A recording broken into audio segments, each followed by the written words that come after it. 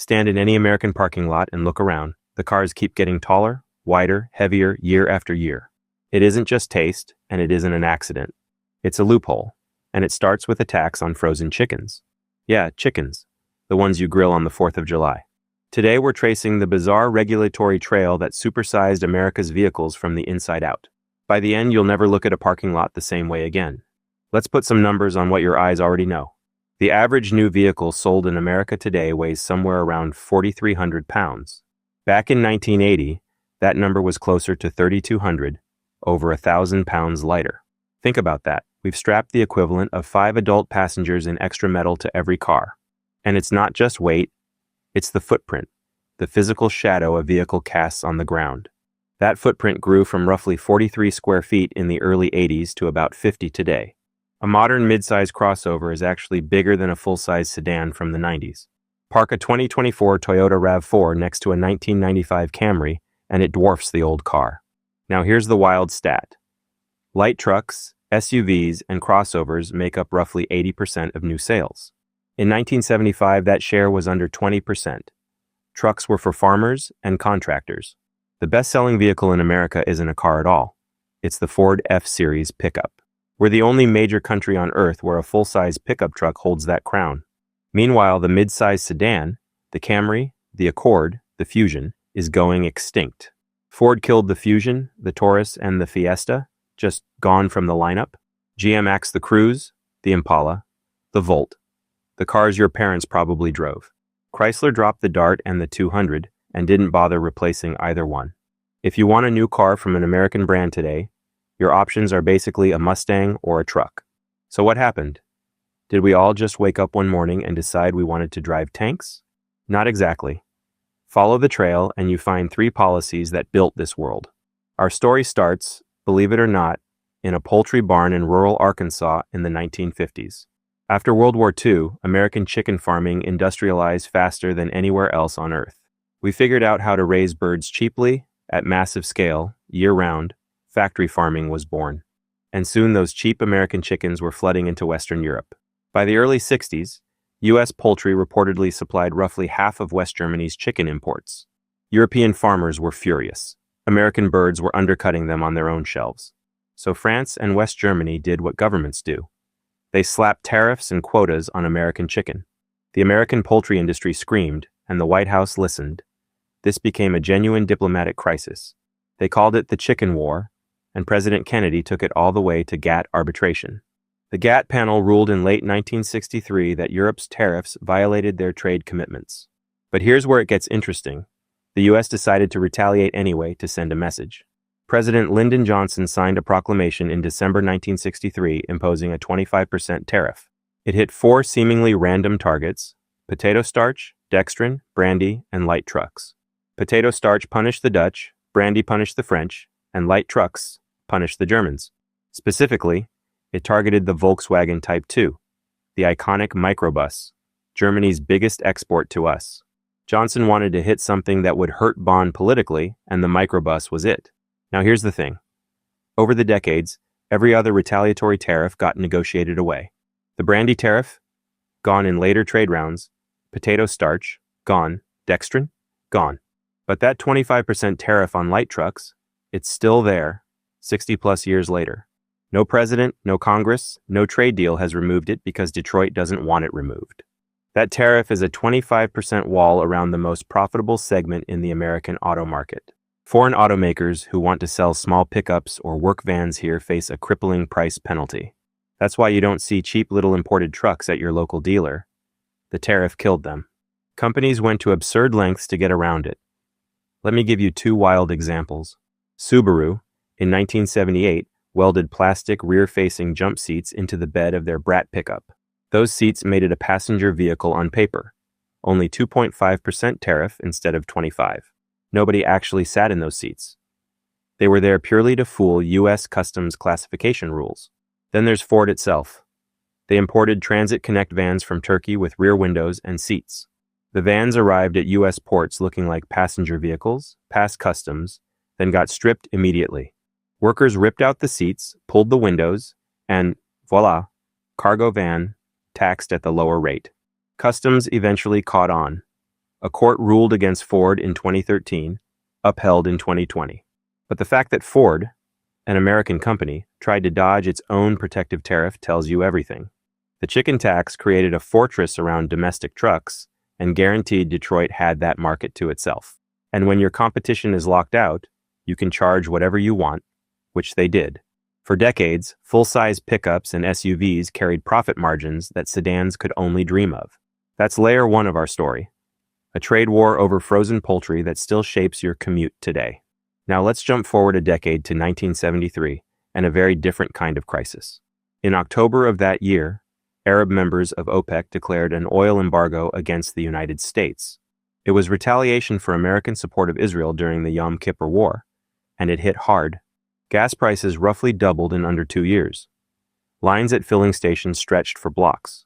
Americans sat in their big V8 sedans burning fuel just waiting to buy more fuel. It was absurd. Nixon signed emergency petroleum allocation rules.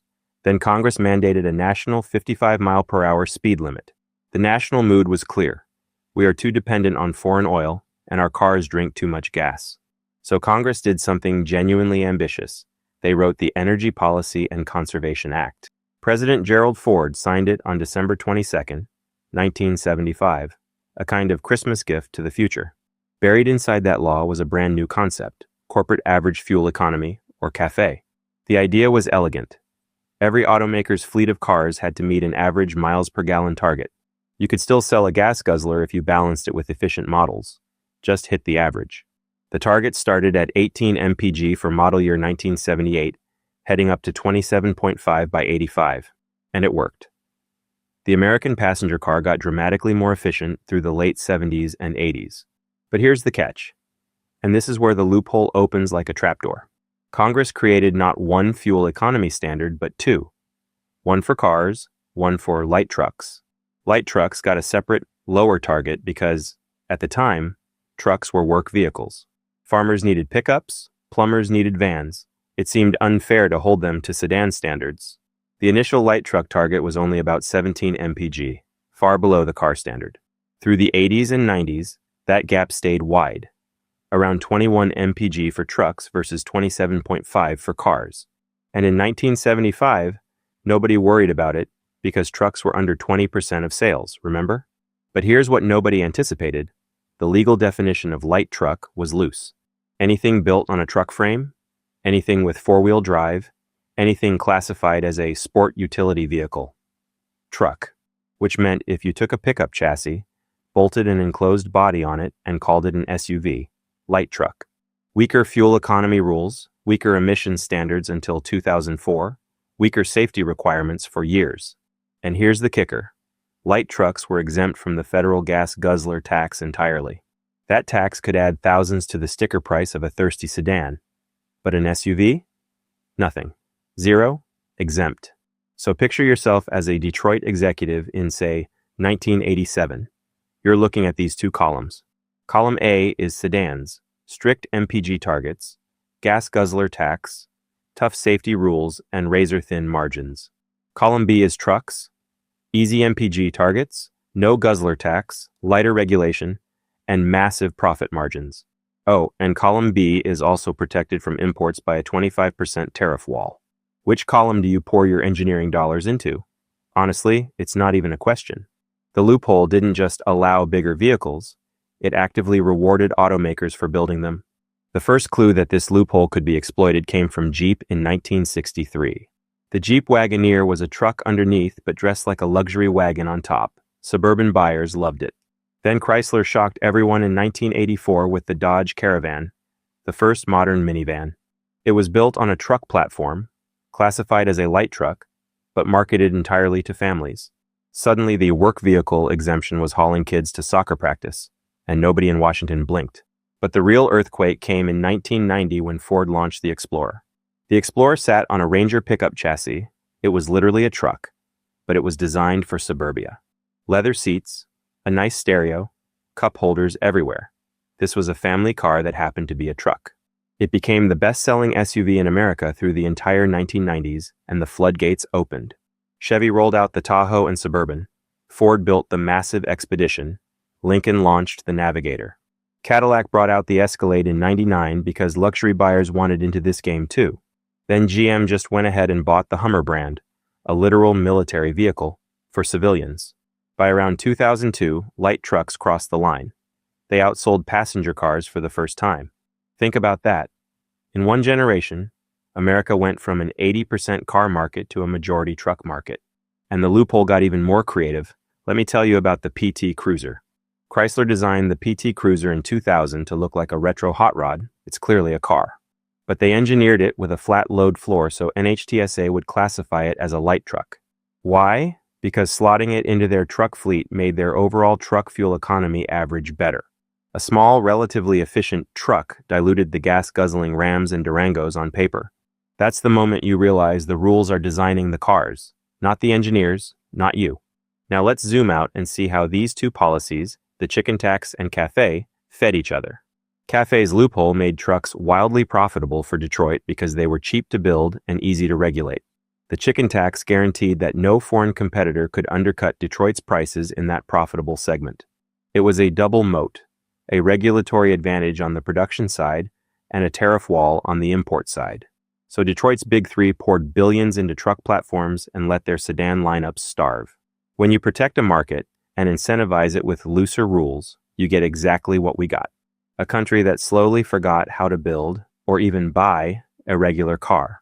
And then, in 2007, someone tried to fix it and accidentally made it worse. By the mid-2000s, everyone could see that the two-fleet system had been gamed into oblivion. Congress passed the Energy Independence and Security Act in 2007, reforming CAFE again. The idea was to make standards attribute-based. Your target would scale to the size of vehicles you actually sell. They chose a metric called footprint, your vehicle's track width multiplied by its wheelbase. The bigger your vehicle's footprint, the less stringent your miles per gallon target would be. In theory, this was fair. It didn't punish companies for selling small cars or reward them for selling big ones. The footprint-based rules kicked in for trucks around model year 2011, for cars around 2012. The Obama administration then extended them through 2025, aiming for a fleet average near 54.5 mpg. That number got revised downward under Trump, then retightened under Biden, a political yo-yo. But here's the perverse incentive that nobody talked about on the evening news. Under the footprint curve, making a vehicle physically larger gives you a less strict efficiency target. So if you stretch the wheelbase 2 inches and widen the track an inch, your legal obligation gets easier. Even if that bigger vehicle weighs more and burns more gas, your target relaxed, so you're fine on paper. There's literally no regulatory penalty for upsizing, and in fact, there's a built-in reward. An automaker can lower its compliance burden simply by making everything a little bigger each model year.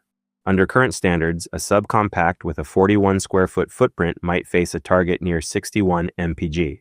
But a large SUV at 55 plus square feet might face only something like 44 mpg, way easier. So guess what the industry did? They stretched and widened everything across every model year.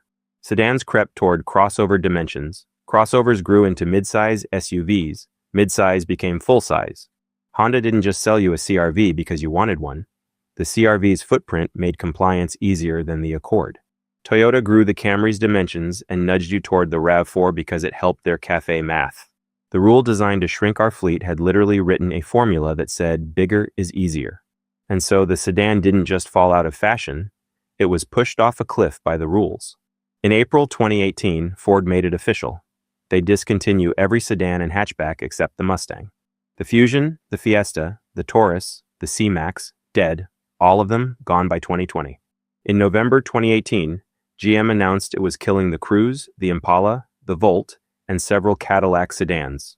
Chrysler had already quietly exited. The Dart ended in 2016, the 200 in 2017, with no replacements. Japanese and Korean brands held on longer, but they shifted investment overwhelmingly toward crossovers and SUVs. By 2023, sedans represented maybe 20% of new U.S. sales, down from about half a decade earlier. You didn't stop buying sedans because you didn't like them. The companies stopped making them because trucks were easier. Easier to regulate, easier to profit from, easier to comply with under the footprint math. Your choice in the showroom was shaped long before you walked through the door. So what does all of this actually mean for your life, beyond bigger cars in the parking lot? First, your wallet. The average new vehicle transaction price topped $48,000 in 2023. A decade earlier, it was closer to $30,000.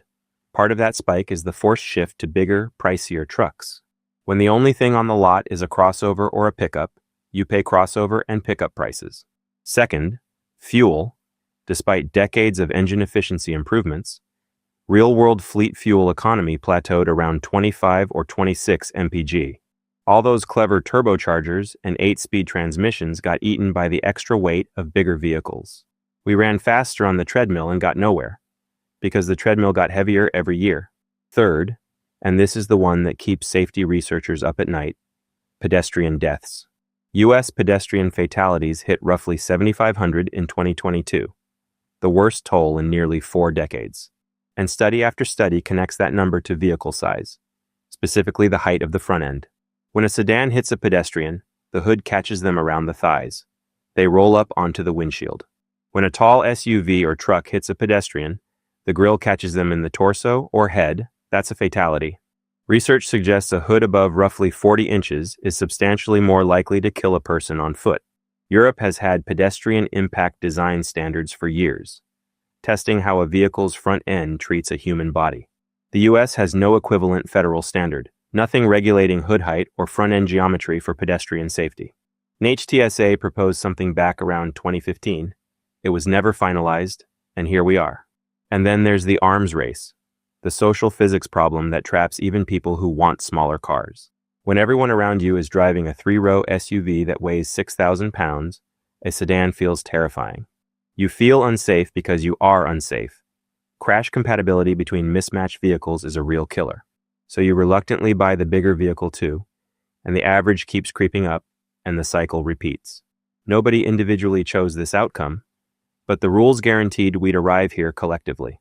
Could it have gone another way? Is America just destined to be the land of giant trucks? Look at Europe. They have small car cultures because their regulations never created a truck loophole. They have high fuel taxes that make big engines expensive to drive, and dense cities that punish size. They also have pedestrian impact standards that literally shape the hood lines of vehicles sold there. Japan has the K car class, tiny, efficient vehicles given tax and insurance breaks by the government. These aren't just cultural differences, they're regulatory differences that produce different cultures. Now, EVs complicate the picture because battery packs can add 1,000+ pounds regardless of vehicle shape. A long-range electric SUV might weigh 5,000 or 6,000 pounds even without the old loophole incentives. So the weight spiral could continue even if we fixed every rule today. Batteries are heavy, but we could repeal the chicken tax and let competition bring prices down in the truck segment. We could flatten the CAFE footprint curve so there's no mathematical reward for making vehicles bigger.